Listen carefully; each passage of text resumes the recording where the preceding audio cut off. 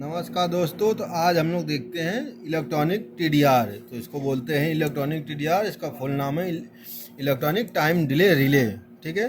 तो time delay relay से ही समझ में आता है कि ये टाइमिंग को लेट करके फिर कंप्रेसर को लगाता होगा। तो अब हम इसको चालू करते हैं, देखते हैं कैसे कैसे इसकी क्या वायरिंग होती है। तो जैसे कि आप देखेंगे तो P1 और P और N, तो P मतलब ये है पॉजिटिव है, N मतलब न्यूट्रल है। ठीक है। तो ये 110 वोल्ट AC और DC दोनों चलता है। ठीक है। तो RMP कोचों में हम लोग 110 वोल्ट AC यूज करते हैं। ठीक। अब ऊपर देखेंगे 4 पॉइंट है, P1 N1 P2 N2। तो ये 54 नंबर है, 55 नंबर, 65 नंबर, 66 नंबर। 54 नंबर है जो ये वाली पॉइंट है, ये आती है ओवरलोड से। ठीक। CP1 के ओवरलोड से आती है और 2 मिनट बाद ये सप्लाई इस पे आ जाती है और ये जाती है CP1 के A1 बन के। ठीक।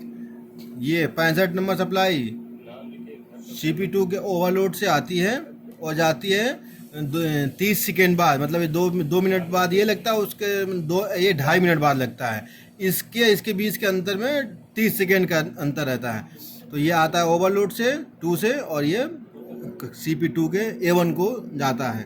अब इसको ड्राइंग के अनुसार समझेंगे कि कैसे होता है। तो देखिए अभी ये कि मोटा मोटा एक ड्राइंग बनाया है हमने। देखो ये ड्राइंग है।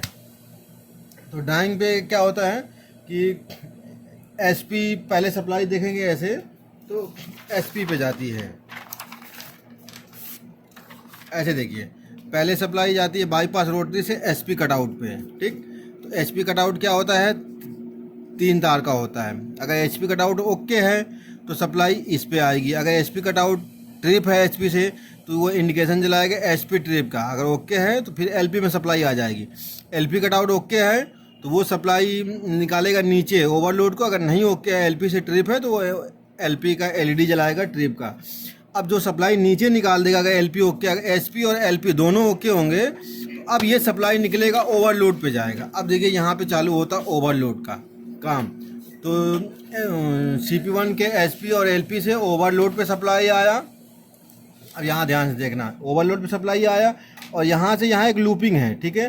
तो ये और ये पॉइंट, ये अभी क्या है कि जैसे ही ओवरलोड पे आया तो ओवरलोड अगर ट्रिप नहीं है तो ये NC होता है, नॉर्मल क्लोज हो जाता है। ठीक है।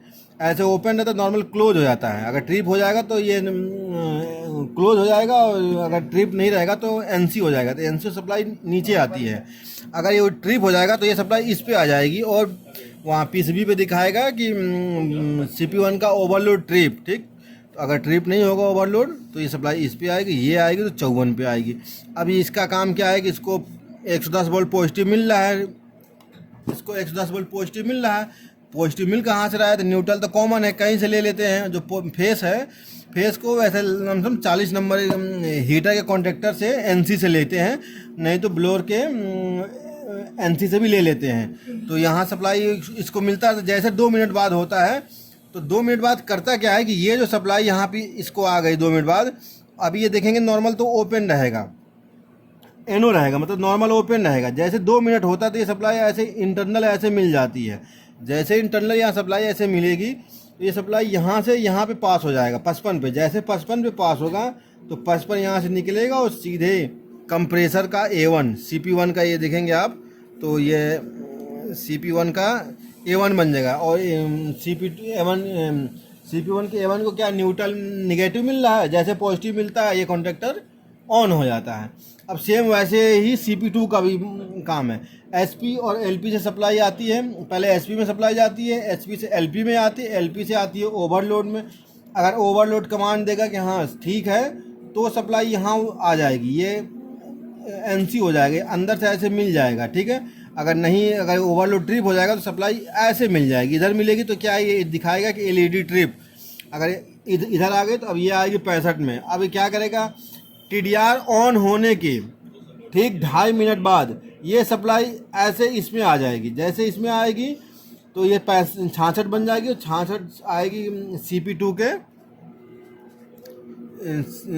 देखेंगे CP2 के A1 पे। और A2 क्या मिलता रहता है तो ये CP2 ऑन हो जाता है। तो बाकी आप समझ गए हैं। ऐसे इसमें देख लीजिए SP LP सप्लाई ओवरलोड में आएगा।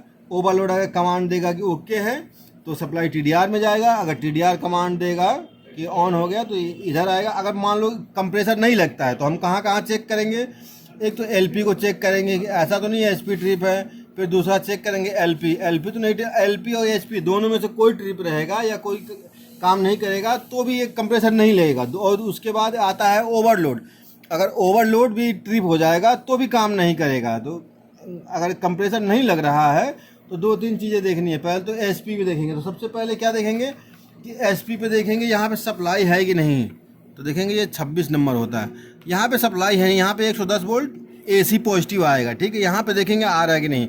अगर यहाँ पे सप्लाई आ रहा है तो अब क्या है, 2 चीज़ें हैं, या तो एचपी ट्रिप है, अगर एचपी ट्रिप होगा तो 3 नंबर पे सप्लाई आएगा और ये एचपी ट्रिप का इंडिकेशन जलाएगा। अगर यहाँ पे सप्लाई नहीं आ रहा है और यहाँ पे सप्लाई आ रहा है और यहाँ पे नहीं आ रहा है तो एचपी ट्रिप है, एचपी ट्रिप है, तो एचपी को हम रिसेट कर देंगे, ठीक।